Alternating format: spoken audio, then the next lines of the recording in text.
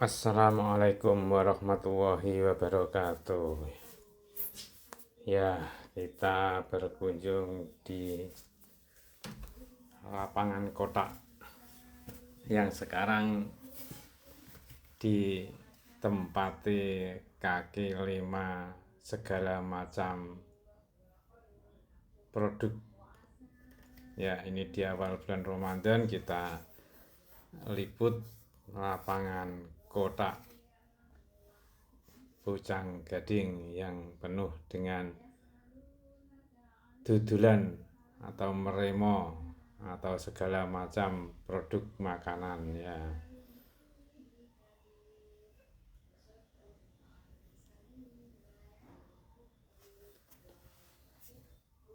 Ini khusus sayur-sayuran, buah-buahan ya. Bu Santi ya.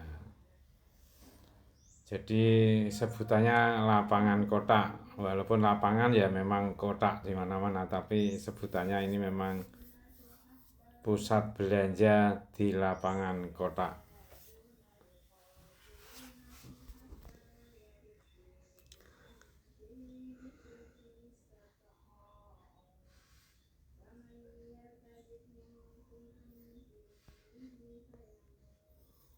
Jadi kaki lima yang memenuhi lapangan kotaknya sudah tidak difungsikan sebagai lapangan, tapi difungsikan sebagai pusat belanja kaki lima, berbagai macam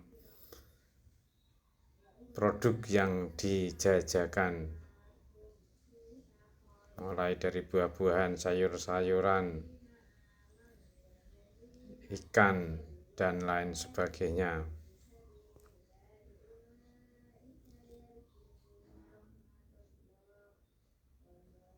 Ya, kita lihat, kita muter.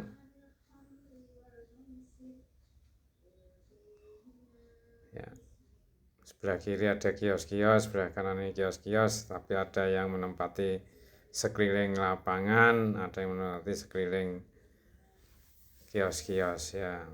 Berbagai macam jenis yang dibutuhkan masyarakat.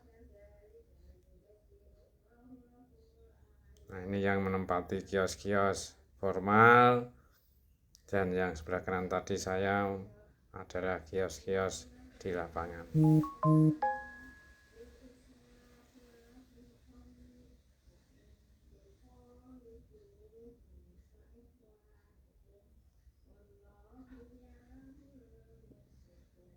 Ya.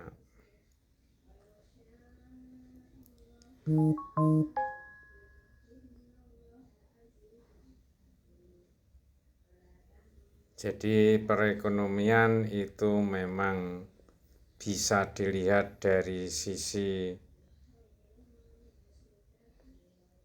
penjualan di tingkat langsung konsumen atau kios-kios atau kaki lima atau segala macam yang dijajakan langsung kepada konsumen. Kalau di dalam transaksi ini besar, otomatis makroekonominya juga akan berpengaruh secara besar. Kalau transaksi di sektor informal ini tidak kuat, maka ekonomi secara makro juga akan berkurang. Itulah interaksi ekonomi, karena ini berkaitan dengan masyarakat langsung yang dikonsumsi, sehingga ibu-ibu rumah tangga kalau berbelanja itu ke sini atau pasar tradisional. Nah, begitulah kita bisa menikmati indahnya di pagi hari berbelanja di seputaran kaki lima. Itu adalah bisa menghidupi macam-macam penjualan.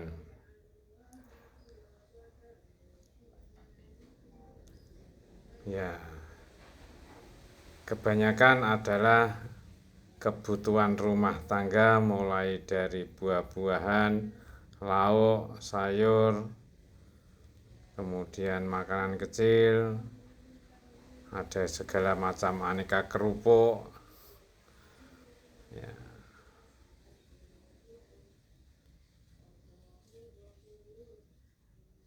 Ini juga sayur lagi, buah-buahan, terutama pisang ya.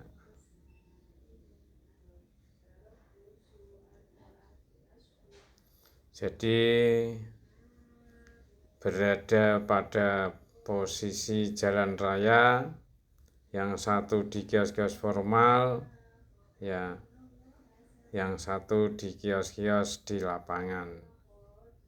Ini merupakan sinergi, yang penting adalah ditata dan dirapikan semestinya ini. Ini pemerintah daerah harus ikut campur tangan di dalam penataan pedagang kecil, pedagang kaki lima ya.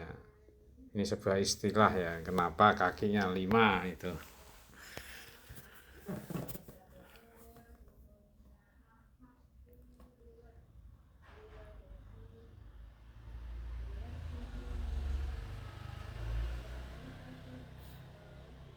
Ya, kelebihan kalau di kios itu langsung bisa tutup, terus nyaman, keamanan, tapi harga sewanya tentu lebih mahal. Tapi kalau di kios kaki lima ini biaya sewanya murah, tetapi harus diangkut ke rumah masing-masing untuk segala macam sediaan. Tidak semua terjual habis, maka harus dibawa pulang. Ya, lebih mengeluarkan energi lebih besar untuk bongkar muat, pasang tenda dan lain sebagainya. Tapi itulah kondisi rakyat kita. Ada yang mampu membeli kios, ada yang mampu menyewa kios, ada yang tidak mampu, sehingga mendirikan tenda seadanya, sekedarnya. Karena kalau tenda ini dibuat permanen juga tidak boleh, tapi kalau tidak dibuat permanen itu akan lebih semeraut, dalam bahasa Jawanya, tidak teratur.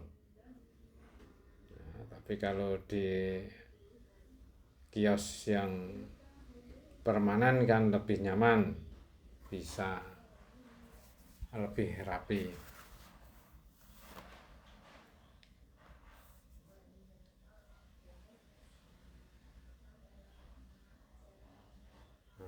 Itulah biasanya di negeri kita memang kaki lima menjadi bagian dari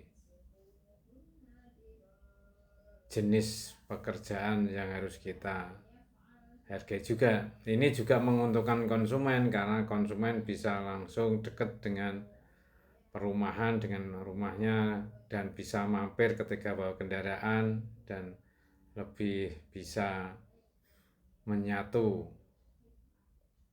di dalam proses bermasyarakat. Nah, ini kita lihat.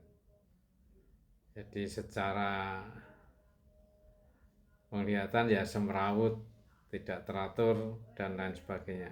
Tapi begitu enjoy-nya mereka ya, karena biaya sewa lebih murah, lebih fleksibel, dekat dengan konsumen, konsumen juga lebih mudah, hanya menyandarkan kendaraan lewat sebentar kemudian pulang gitu. Nah, itu jadi plus minus di dalam proses penyediaan sarana prasarana untuk jual beli produk barang dan jasa. Ini khusus untuk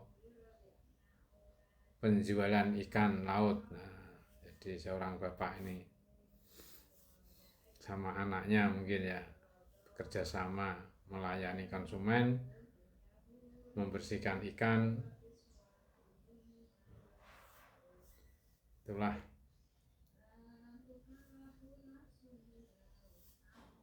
Jadi sebenarnya ekonomi kuat itu dilihat dari sisi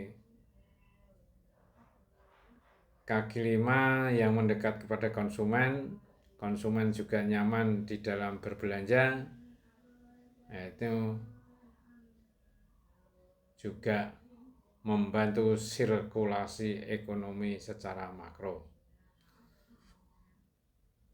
Tinggal pemerintah menata atau malah justru menarik retribusi terlalu mahal misalnya.